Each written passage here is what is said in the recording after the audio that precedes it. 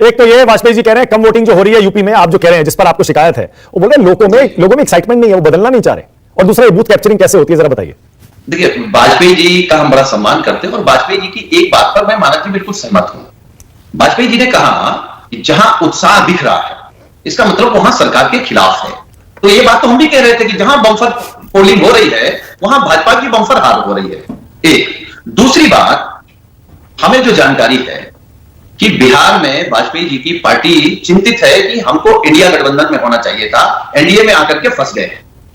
अब जहां तक सवाल भारतीय जनता पार्टी का था, देखिए भारतीय जनता पार्टी के बारे में मैं दो चीजों का तो इनका मुरीद कह लो, प्रशंसक कह लो, या कह लो कि मैं आज तक कभी समझ नहीं पाया भाजपा को। भाजपा की दो खूबसूरत बातें हैं मानक जी। एक तो ये लोग सत्यवान बनकर के वहां झूठ बोल लेते हैं और हरिश्चंद्र बन के वहां लूट कर लेते हैं।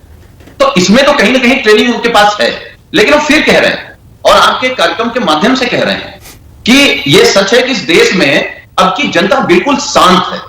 और हमने बड़े बुजुर्गों से, वाजपेयी जैसे लोगों से यह सुना और सीखा है कि जब जनता शांत हो जाए तो समझ लो कि वो सरकार के खिलाफ है। तो वाजपेयी जी 4 जून के बाद हम आपसे संपर्क करेंगे और हम सरकार में आपको रखेंगे।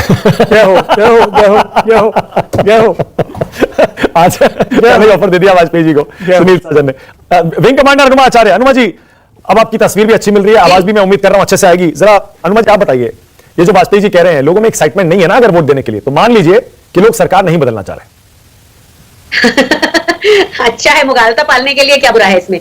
तो मैं तो सिर्फ ये कहूंगी कि लोग बात अगर कम वोटिंग करने आ रहे हैं तो वो पूरी तरह से बीजेपी से हताश हो चुके हैं।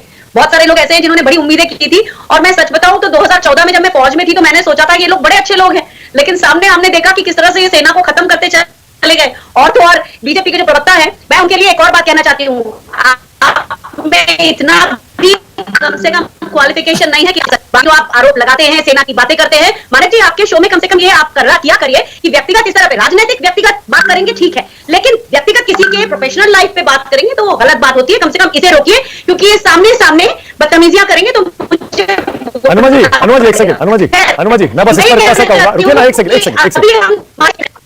अनुमा जी, एक सेकंड मैं बस इतना कहूंगा। अनुमा जी आपने व्यक्तिगत आरोप की शुरुआत की थी, आपने कहा था ये पार्षद का चुनाव भी नहीं लड़े, इसीलिए शायद उन्होंने इस पर रिस्पॉन्ड किया। पर हां मैं आपसे सहमत हूं, निजी आरोपों की वैसे भी हमारे चैनल पर, मेरे शो में कोई जगह नहीं है। राजनीतिक आरोप लगाइए, जितने लगाने लगाइए। अगर निजी कटाक्ष भी करना है तो अगर दोनों को मंजूर है तो मैं अलाउ करता हूं, अगर किसी एक को भी मंजूर नहीं है तो मैं बिल्कुल अलाउ नहीं करता हूं। इसीलिए आप मुद्दे पर आते हैं। आपने बड़ी इंटरेस्टिंग बात कही अभी, आपने भी बड़ी इंटरेस्टिंग बात कही। अनुमा जी एक सेकंड आपने बड़ी इंटरेस्टिंग बात कही, रुकिए ना एक सेकंड। आपने अभी कहा अनुमा जी कि 2014 तक आप सोचती थी कि बड़ी अच्छी पार्टी है। क्या वाकई पहले आप हृदय से बीजेपी की समर्थक थी और बाद में आप में यह बदलाव आया है?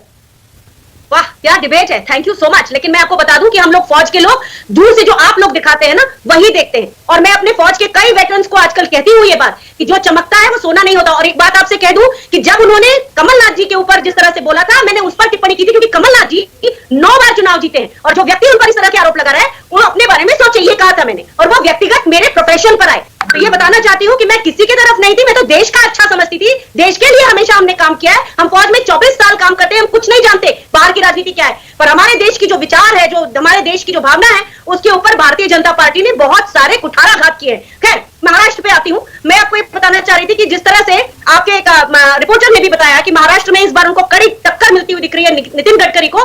क्योंकि मैं नागपुर में पोस्टेड रही हूँ, मेरे परिवार के बहुत लोग वहां रहते हैं, मुझे एक चीज मालूम है कि नितिन गडकरी जी का आगे कोई भविष्य दिखता नहीं है। जिस तरह से मोदी जी उनको पूरी तरह काटने की कोशिश करते हैं, लेकिन नितिन गडकरी जी एक नाम होते थे, उतना ही बड़ा नाम विलास मुत्तेमवार भी थे। लेकिन अभी उनका जो बेटा है विशाल, वो एक नया है, ऊर्जावान है और उसने धीरे धीरे सीढ़ियां चढ़ते हुए अपनी तरक्की की है। तो इस बार जो कड़ी टक्कर मिल रही है नितिन गडकरी जी को, वो एक नएपन की भी बात है। लोगों ने एक नए व्यक्ति को भी मौका देने का सोचा है। ओके ऑलराइट, तोइन आपकी बारी है, बोलिए। तोइन सिन्हा बोलिए। मानक जी मैंने कितना आपके साथ कितने शोज किए, कभी आपने देखा है बीच में किसी को टोकते हुए या किसी पर निजी हमला करते हुए? पहले तो आप ये बताइए। नहीं आप ठीक कहते हैं, आप नहीं करते, लेकिन आज आपने किया। आप नहीं करते हैं, लेकिन आज आपने किया। क्योंकि मुझे लगता है कि हल्की बातें आपके शो में नहीं चलनी चाहिए और कुछ हल्की और कुछ ओछी बातें हुई थी जिसका मैंने उत्तर दिया। ठीक है, अच्छा आप ये बताइए कि 2014 में एक मिनट, तो आपको कौन सी बात बुरी लग गई? अनुमा जी की कौन सी बात आपको बुरी लगी? नहीं देखिए, सबसे पहले तो कमलनाथ पे कोई निजी मैंने बात कही नहीं थी। मैंने कहा कि उनकी विश्वसनीयता आज खत्म हो गई है। तो ये क्या आप किसी राजनीतिज्ञ के बारे में ये कहना निजी आरोप होता है? बिल्कुल निजी नहीं है, बिल्कुल निजी नहीं है। हाँ। तो उसके बाद ये तय करना, मतलब मैम ये तय करेगी कि मैं पार्षद का चुनाव लड़ूं या एमपी का या एमएलए का, वो निजी होता है। ठीक है, अच्छा खैर मैं ये कह रहा हूं कि 2014 में जो बीजेपी के विचारों से प्रभावित था और जो फौज से आया, आज तो 10 और कारण है कि उसको जो है और ज्यादा प्रभावित होना चाहिए। जहां हमने कल्पना नहीं की थी 10 साल पहले कि हम डिफेंस में आत्मनिर्भर होंगे, आज हमारे डिफेंस एक्सपोर्ट जो है पिछले 10 वर्षों में 13 गुना बढ़ गए हैं। आज 1 रैंक 1 पॉलिसी 1 पेंशन जो दशकों से कांग्रेस ने लटका रखा था, उसको हमने लागू किया है।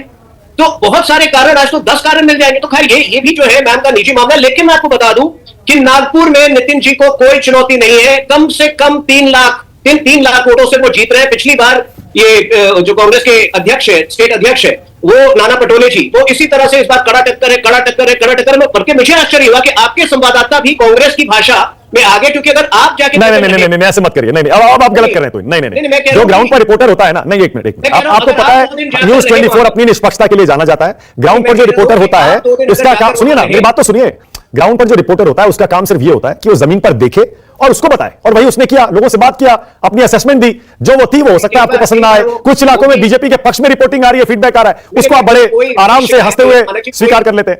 कोई शिकायत नहीं है। मैं कह रहा हूं आप जैसे वरिष्ठ पत्रकार अगर 2 दिन रहे वहां जाकर, तो आप कन्विंस हो जाएंगे कि इस बार जो है 3 लाख प्लस वोट से। नहीं आप असहमत हो सकते हैं, मैं कह रहा हूं आप असहमत हो सकते हैं जो फीडबैक आ रहा है, लेकिन ये मत कहिए कि वो विपक्ष की भाषा में बह गए या उसके प्रभाव में आ गए। हाँ बोलिए, आप कुछ कह रही हैं अनुमति, बोलिए, आपकी बारी है।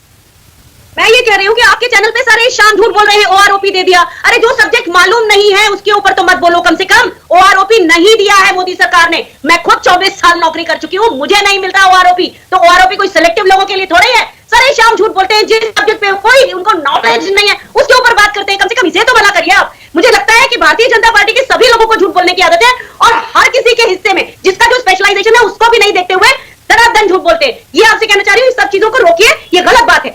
ओके अब देखिए अनुमा जी, एक सच आपका होगा, एक सच उनका होगा। एक सुनिए मेरी बात सुनिए ना, वन सेकंड ना, एक सेकंड अब मुझे ही बोलने दीजिए प्लीज। देखिए इतना तो लोकतंत्र मुझे भी अलाउ करता है, मेरा शो जो है मैं भी थोड़ा बहुत तो बोल सकता हूं। देखिए आप अपनी राय अपनी पार्टी की तरफ से रख सकती हैं, आप उस फील्ड में एक्सपर्ट है, मैं मानता हूं, विद ऑल ड्यू रिस्पेक्ट। लेकिन ओआरओपी किसी भी फॉर्म में दिया गया, आपको भी पता है दिया गया है। अब हो सकता है जिस फॉर्म में दिया, वन सेकंड, हो सकता है कि आप उससे सहमत ना हो। जिस तरह का ओआरओपी 1 रैंक 1 पेंशन दिया गया, हो सकता है आप उससे सहमत ना हो। बहुत सारे रिटायर्ड आर्मी के, एयरफोर्स के, नेवी के लोग उससे सहमत नहीं है, लेकिन बहुत सारे सहमत भी है। इसीलिए देखिए सच झूठ तो है, सबका अपना अलग अलग होता है। सच को आज नहीं, मैं बैठी हूँ आपके सामने, मुझे ओआरओपी नहीं मिला, क्या बात कर रहे हैं? आधे अधूरे 1 टाइम इंक्रीज इन पेंशन को ओआरओपी नहीं कहा जाता, नहीं मिला है ओआरओपी, हमेशा के लिए समझ लीजिए। अच्छा तो इन चलिए जवाब दे दीजिए इस पर, उसके बाद आगे जा रहा हूं। बोलिए। जो मेरी जानकारी है जो पब्लिक डोमेन पे उपलब्ध है, मैं उस पर जा रहा हूं।